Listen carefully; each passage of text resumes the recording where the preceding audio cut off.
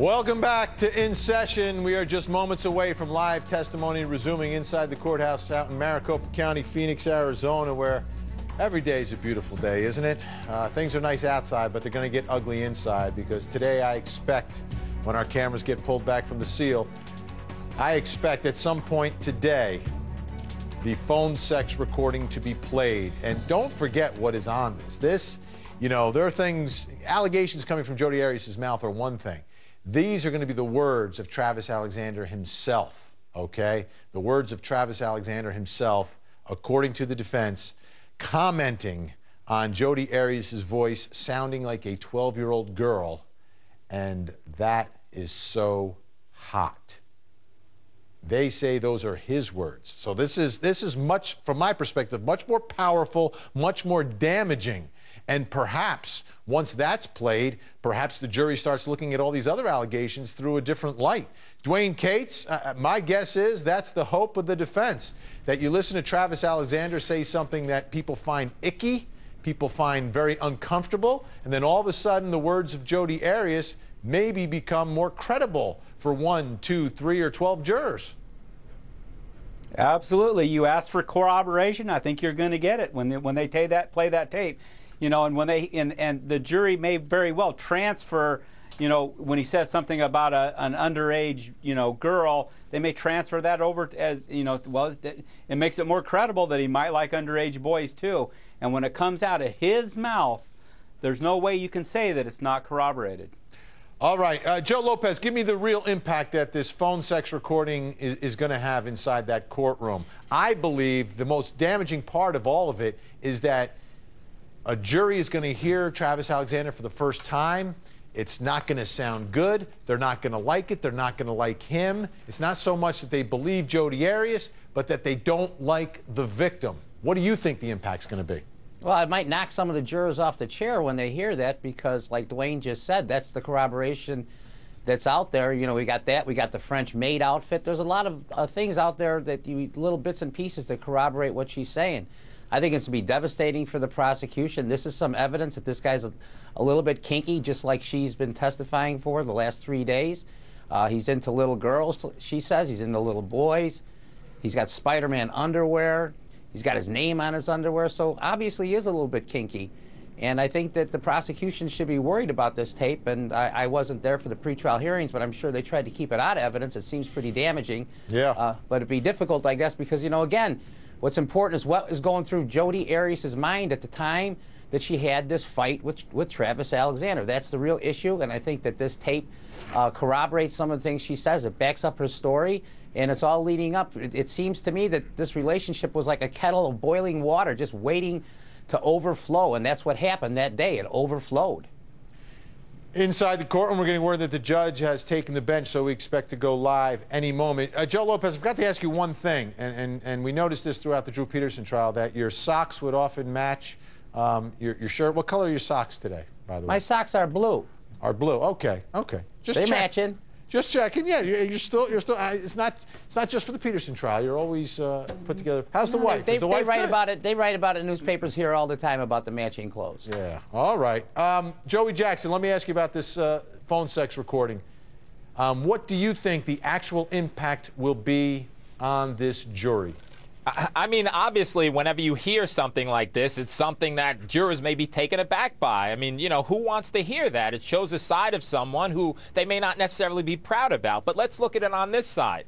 People have fetishes. People have fantasies. People engage in consensual phone sex. Does that make you any less of a person? And does that make you a person who should be murdered and slashed and shot? What does it have to do with the issue regarding fear for your life, imminent fear, such that you needed to take another? And that's what the prosecution is going to hammer about. However, I do understand that the defense wants it out there because this is a case about the victim on trial, and maybe it furthers their interest, muddies them up, and makes them not like Travis Alexander and relate more to Jodi Arias. Yeah, that's Mike. That's what I think it really is about. It's about trashing Travis, Travis defense. But the part that I think prosecutors have to be concerned about is him uttering those words, 12-year-old girl. Okay, it's not teenage girl, not little girl, young girl. It's very specific, and it's an age that it makes me uncomfortable, you know, knowing that he's going to say this. If I was prosecuting this case, I'd be like, man, I wish we didn't have that recording. But it's going to be the first time they hear Travis Alexander. Yeah, you know, especially after hearing Jodi Arias on the stand yesterday say that he liked little boys, he liked little girls, he liked grown girls.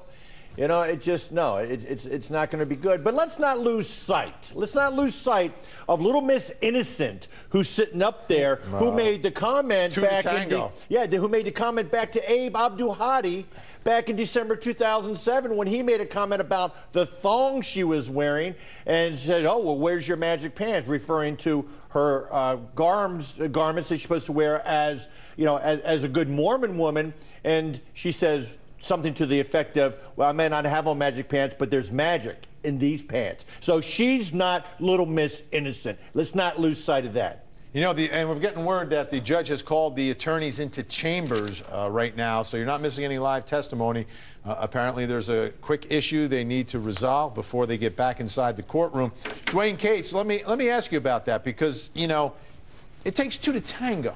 And we've heard about Jodi Arias with some other men, but we haven't heard about Travis Alexander with any other women.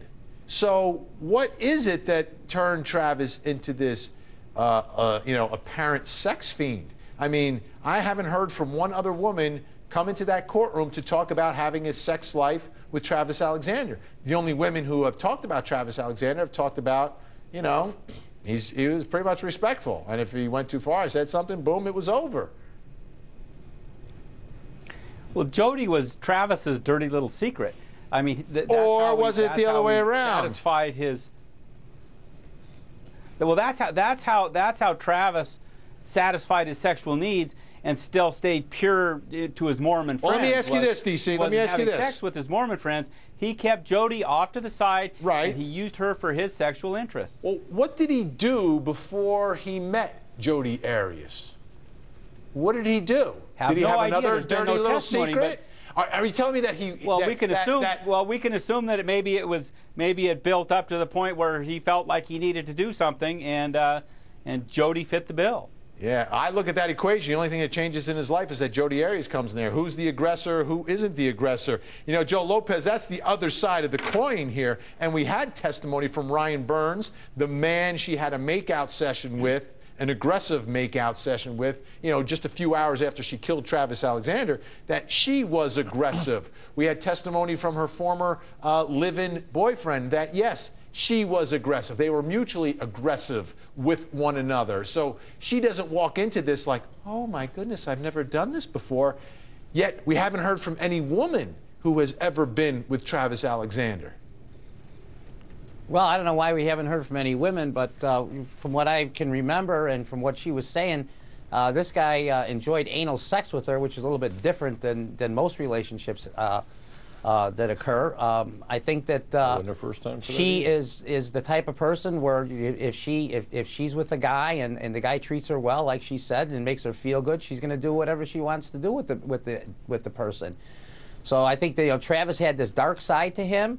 Maybe his friends have never seen the dark side, and you know, nobody knows what goes on behind closed doors. Nobody knows what someone's sex life is, or what their desires or fetishes might be. This guy had all kinds of different fetishes, and obviously he kept it between him and Jodi. And maybe Jodi was the first person he could ever really express any of these sexual desires with. Maybe the rest of the women he was with, he just didn't have the opportunity to do that. He kept it all bottled up for 28 years. Kept it all bottled up. And maybe what uncorked the bottle? What uncorked the bottle? Jodi Arias. I think that plays to the strength of the prosecution. But Mike Brooks, what do you think about will people, and when I say people, will the jury in any way perceive this relationship as consenting adults? You might not agree with what they did sexually. It may not be to your taste. You may be a Mormon and you are offended by what they did in the name of the Mormon faith.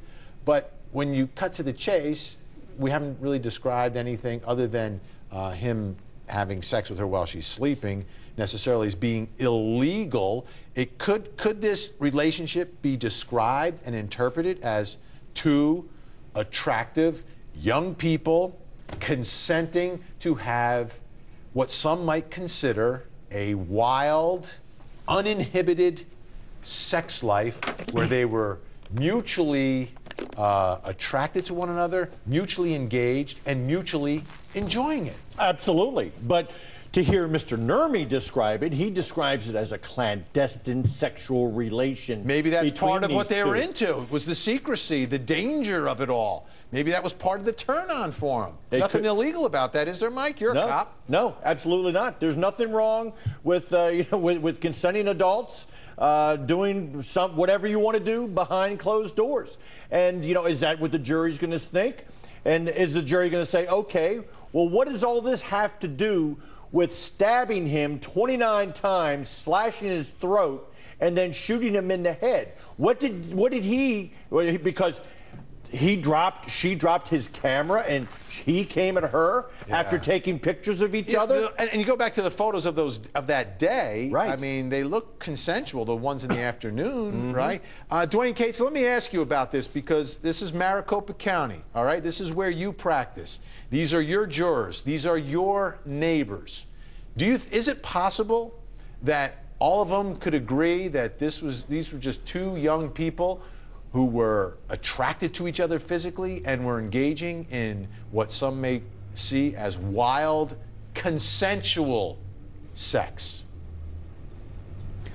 I don't think they're saying that it's anything other than wild, consensual sex to this point. I think what they're trying to get across is that Travis Alexander is controlling, and he's wanting. Well, then it's not really requesting consensual. certain sex acts. He's making her do things, but still, it's still somewhat consensual. But he's guilting her into it. He's manipulating her into doing it. Jodi's never once said, other than the sleeping, other than when she was asleep, that he forced himself upon her. But we started to get into the actual physical abuse, and it just slowly builds to the point of actual physical abuse. Yeah, well, the physical abuse, that's something completely different. They believe that he's hitting her and abusing her and breaking her crooked finger, and it wasn't the ninjas who did it. Well, that's another thing. This sexual relationship, though, is significant because of this phone sex recording that we expect to be played today. You're not missing any live testimony. Jodi Arias in chambers with her attorneys and the prosecutor and the judge as they go over whatever the issue is. So you're not missing any live testimony right now.